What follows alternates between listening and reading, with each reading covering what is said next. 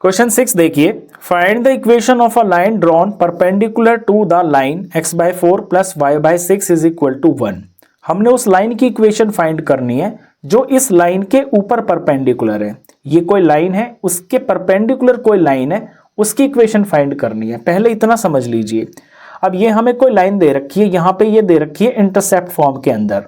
तो x का intercept यहाँ पे 4 है, इट मीन्स कि ये यहाँ पे 4 यूनिट्स पे यहाँ पे पॉइंट होगा, और y इंटरसेप्ट 6 है, तो y एक्सिस के ऊपर यहाँ पर ये 6 तक जो है लाइन टच होगी। तो ये जो लाइन बनेगी इस तरह से बनेगी। ये हो गया। तो इस पॉइंट के जो कोऑर्डिनेट्स होंगे, क्योंकि यहाँ से यहाँ तक इसका डिस्टेंस 4 है, तो x की वैल्यू तो यहाँ पे 4 होगी और y होगा यहाँ पर 0। दूसरा, इस पॉइंट की वैल्यू यहाँ से यहाँ तक ये 6 है, तो y तो होगा 6 और x की जगह पे होगा यहाँ पे 0। पहले इतना समझ लीजिए कि ये वो लाइन है जिसके ऊपर एक लाइन परपेंडिकुलर बन रही है। अब वो परपेंडिकुलर कहाँ बन रही है, यहाँ समझिए लैंग्वेज में, through the point where it meets the y axis. ये उस पॉइंट के ऊपर परपेंडिकुलर बन रही है जहाँ पे ये y एक्सिस को मीट कर रही है। इट यहाँ पे बोला गया है इस लाइन के लिए। अब ये लाइन y एक्सिस को यहाँ पे मीट कर रही है, इट मीन्स इस पॉइंट के ऊपर बन रही है परपेंडिकुलर लाइन। तो वो जो परपेंडिकुलर लाइन है वो इस तरह से होगी। ये जो ब्लू वाली लाइन है ये परपेंडिकुलर लाइन है। हमने इस लाइन की इक्वेशन फाइंड करनी है। फिगर आप समझ गए? ठीक है। अब इस लाइन की इक्वेशन हम कैसे फाइंड करेंगे? हमें इक्वेशन फाइंड करने के लिए या तो 2 पॉइंट चाहिए या फिर 1 पॉइंट और उसकी स्लोप चाहिए। तो यहाँ इसमें 1 पॉइंट तो मेरे को पता चल गया, क्योंकि यहाँ ये इंटरसेक्ट कर रही है ना, तो इसका 1 पॉइंट तो हो गया 0,6। अगर मुझे इस लाइन की स्लोप भी पता चल जाए तो फिर मैं पॉइंट स्लोप फॉर्म से इस लाइन की इक्वेशन फाइंड कर लूंगा। और स्लोप पता करना यहाँ पे बिल्कुल सिंपल है। क्यों? क्योंकि ये जो ब्लैक वाली लाइन है ना, जिसके ऊपर ये परपेंडिकुलर है, इसके मेरे को यहाँ दोनों पॉइंट्स पता है। तो इन दोनों पॉइंट की हेल्प से मैं इस ब्लैक लाइन की स्लोप फाइंड कर लूंगा। और क्योंकि ये ब्लैक और ब्लू ये दोनों की दोनों परपेंडिकुलर है, तो इनकी स्लोप का जो रिलेशन होगा m1 इंटू m2 ये बराबर -1 के होगा। इस रिलेशन से मैं इस ब्लू वाली लाइन की स्लोप भी फाइंड कर लूंगा। तो पहले इतना काम कर लेते हैं कि ये जो ब्लैक लाइन है इसकी हम स्लोप फाइंड कर लेते हैं। इनका कुछ नाम रख लेते हैं। इस पॉइंट का नाम हम A रख लेते हैं, इस पॉइंट का नाम हम B रख लेते हैं, तो ये AB लाइन हो गई है। और इस पॉइंट का नाम हम यहाँ पर C रख लेते हैं, ये BC लाइन हो गई है। तो स्लोप ऑफ AB ये पहले निकालेंगे हम, ऑफ AB।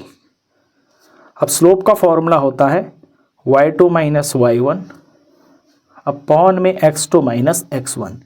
इन पॉइंट्स को यहाँ लिख लेते हैं। A पॉइंट है यहाँ पे 4, 0 और B पॉइंट है यहाँ पर 0, 6। तो y2 माइनस y1 ये y2 हो गया, ये y1 हो गया, यानी 6 माइनस 0। ये x2 हो गया, ये x1 हो गया, यानी 0 माइनस 4। यहाँ वैल्यू आ जाएगी, ये 6 बाय -4 हो गया, ये कट जाएंगे, ये 3 आ गया, ये 2 आ गया, और ये माइनस है एक, तो -3/2 आ गया।